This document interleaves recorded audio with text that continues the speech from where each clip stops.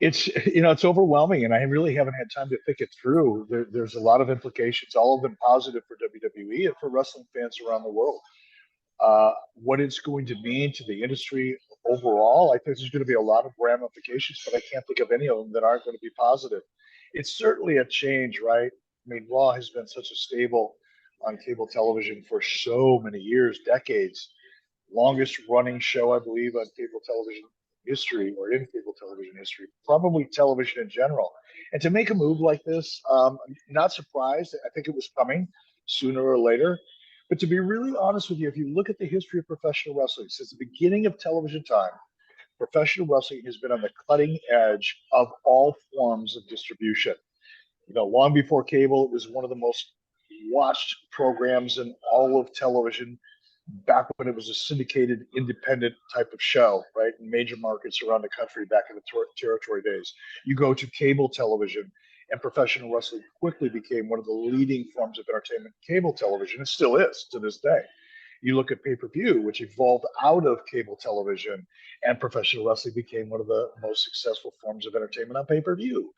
Then you enter the digital age, and the WWE Network, probably one of the more, and their streaming platform, probably one of the more successful business models of their type in the entertainment business. And now here we are, watching kind of another evolution of professional wrestling leading the charge. I think it's awesome. I think it's exciting. There's a lot of moving parts, I guess, that still would have to happen with Peacock and the network being on Peacock. Do you think WWE or even the wrestling industry in it as a whole eventually is all streaming? I mean, all of TV might be streaming at some point. Well, I mean, I think that's where it's going. 5 years ago on my podcast, 83 Weeks, when the whole rumor about AEW negotiating with Turner, when it first started, coming to the surface, one of my comments to my broadcast partner, Conrad Thompson, is if I was AEW, I would be putting all of my resources behind a streaming platform because that's where things are going. Wayne Gretzky said it best, man, skate where the puck is going, not where it's been.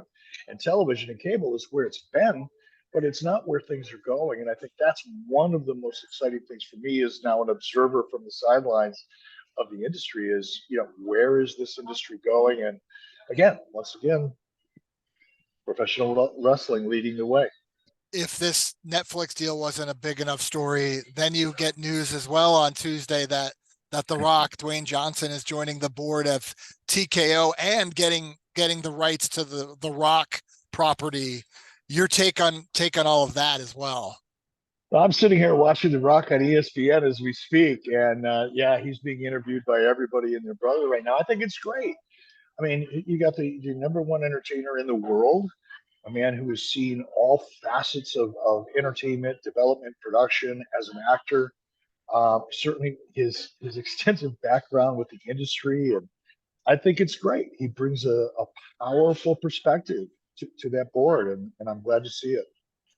In terms of business, and he's arguably the biggest actor in Hollywood these days, it's not like he needs money or finances, but getting that the brand, owning his brand is a big deal for him, right? That was a big move. Part of the, from what I've read, I Yeah. certainly don't know details, but from what I've read, part of the negotiation was for Dwayne Johnson to capture the rights to The Rock, which up until this point I think has been kind of shared at best with WWE. So that's a big move. You want to control your brand if you can, and Rock certainly did. Congratulations to him, man. As somebody who knows the industry as well as anyone, as well as being a WWE Hall of Famer, a lot of talk about Dwayne returning to face his cousin Roman Reigns. Ed, what sort of, when you look at the grand scheme of things, how big of a matchup that will be?